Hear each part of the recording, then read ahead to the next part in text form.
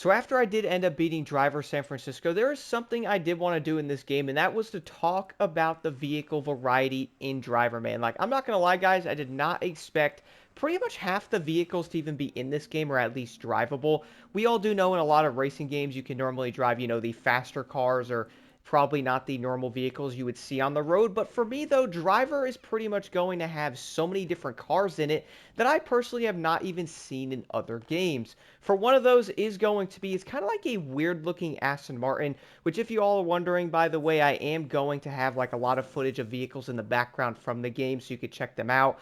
But one is going to be like a small looking Aston Martin thing. It almost looks like another version of like a maybe like one of those Scion little cars, maybe. Did not even know Aston Martin even made that. And I'm like, wait, I can drive that thing? So yeah, that's another crazy vehicle. Besides that, you will end up noticing there is going to be some legendary Audis in there as well, something like the R8, which I do know everybody loves. Also, quick question on that, by the way, guys, I gotta ask real quick.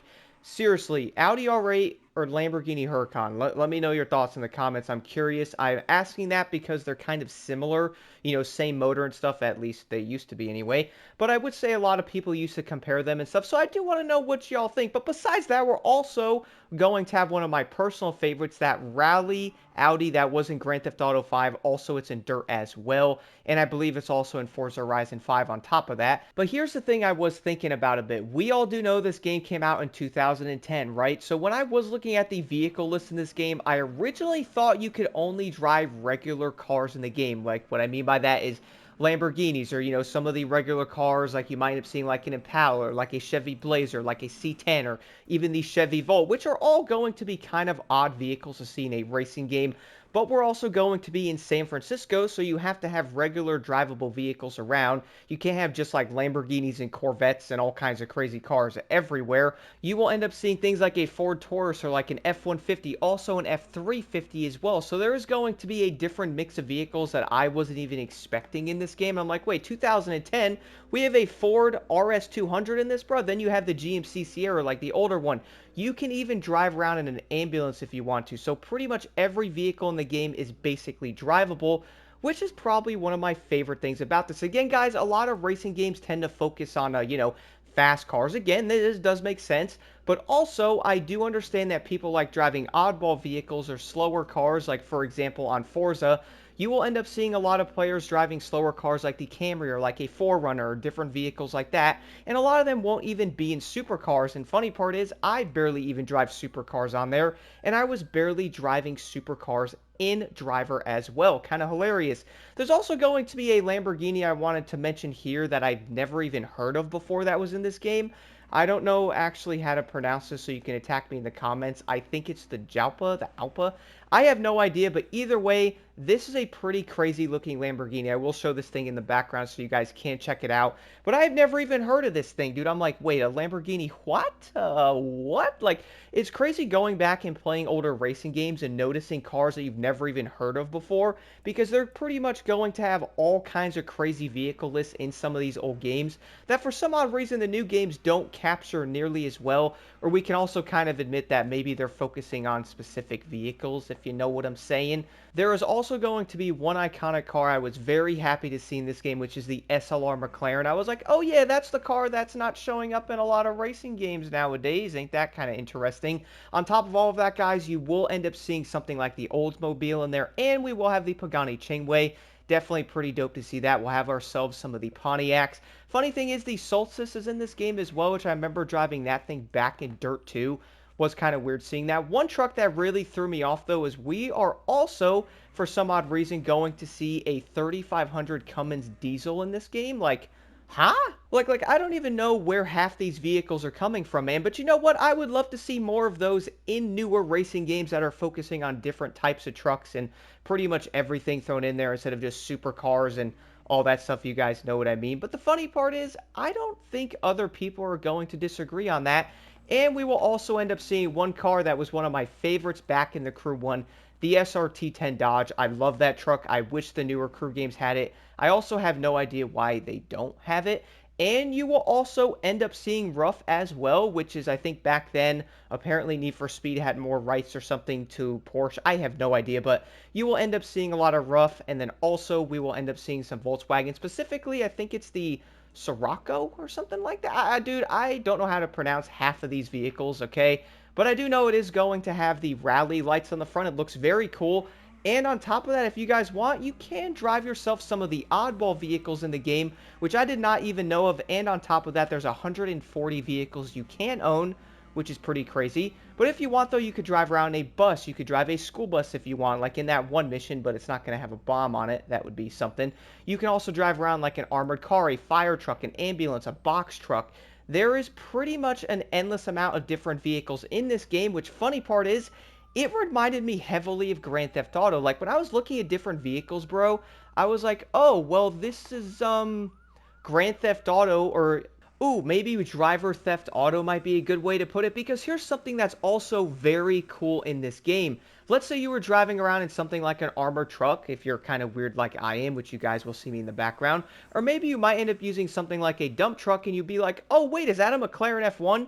Which, funny thing is, happened to me when I was driving around. I do not own that vehicle at the moment, as I was going through and buying a bunch of different vehicles, so I don't have the F1 yet. And I did want to drive that thing because of that one mission, so I was driving around in a little garbage truck and went, oh wait, is that an F1? So I switched right to it. So you can pretty much switch to any vehicle around the map as well, which again is going to remind me of Grand Theft Auto. And personally, I do love that. If you guys find a cool car somewhere, you can pretty much switch to it, drive it around if you want.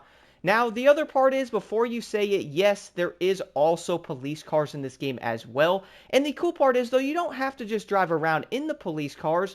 No, you can also do missions in them. There is going to be icons on your map that you can run into those drivers and basically have a chase if you want, driving some of your favorite police cars like the Cadillac. We're also going to have the Corvette. Love that thing. And also, all the Need for Speed games give me flashbacks on the Corvette, so it's kind of funny because the Corvette is always insanely quick. We are also, I think it's the Charger SRT8 that will end up being a cop car as well. So you guys can pretty much drive around and go, oh, here's an icon here, run into the racer and have yourself your own police chase. And other cops around the area will also end up joining you on top of it, which is going to make it even more fun, man. Like, it's just crazy the amount of different vehicles in this game, and I really do wish other racing games would capture it. Now, don't get me wrong, I do understand that not everybody is looking to have something like a fire truck to drive around, or, you know, something like maybe a bus or like an armored truck. I understand that, but I also do think having more pickup trucks like the 3500, the F350, a lot of classic vehicles and cars you'd most likely never see anywhere, something like the Ford Taurus, for example, you know, just some oddball vehicles that really mix that game up. And I feel like that's probably the craziest thing for me when playing through Driver San Francisco is you can pretty much own all of these vehicles I am mentioning in your garage, whether it's, again, a bus or a truck, a car. All of these vehicles can be owned in the garage once you have enough WP to buy them.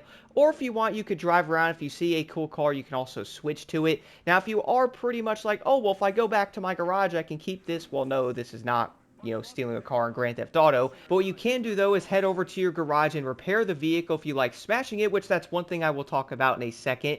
The overall crash physics are also very cool in this game with the damage on every single vehicle, or like the damage model. And if you go into your garage, by the way, guys, and come out, don't switch your vehicle. You will be in the same car. So if you like that McLaren F1, you want to drive around, you don't have it yet, you can at least do that. Now, as I did say before, the crash physics in this game, or I guess you could say maybe is it like the damage model? Is that how you would say that? It looks really good, man. Every single car in the game, whether it's a bus, a McLaren, a Zonda, whatever it is all pretty much in the same spot of having really good damage models. I think it's actually pretty insane how they did this, because a lot of new racing games, I don't know if it's going to be maybe, is it like the entire licensing aspect of it, of why a lot of racing games don't have damage like that now or something?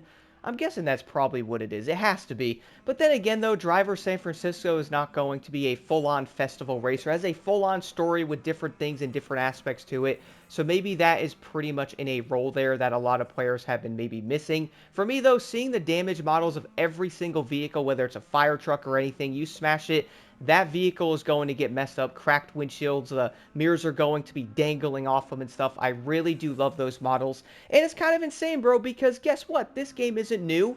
It is from 2010, so it kind of makes it even crazier. You could pretty much jump in any vehicle if you want to and then go crash it anywhere, and you will notice the models and stuff on that of every vehicle that you drive, which is very cool. So if you are looking to maybe crash some vehicles and see how the damage models are, you could do that if you want. Or you could jump in a police chase, go grab like a police car and go in random police chases. Very fun. I had a really good time doing that. And then drive around, find some cool cars you might not own, switch to them, do challenges, do other things, jump into your favorite truck or something, drive around.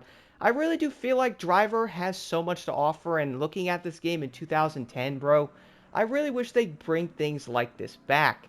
Do let me know your thoughts on this in the comments below. What do y'all think about Driver? What do you think about the card list? I really feel like for its time, it really was going to be amazing and even have a bigger variety than most new racing games do, which again, I do understand the design of this game plays a role. It definitely reminds me of like Grand Theft Auto in that aspect. If there was motorcycles in this game, dude, it probably would have been 100% complete, but I also understand why there isn't. Yeah. Do again let me know your thoughts in the comments below. And my goodness, I absolutely love Driver San Francisco. This game for me is honestly a 10 out of a 10.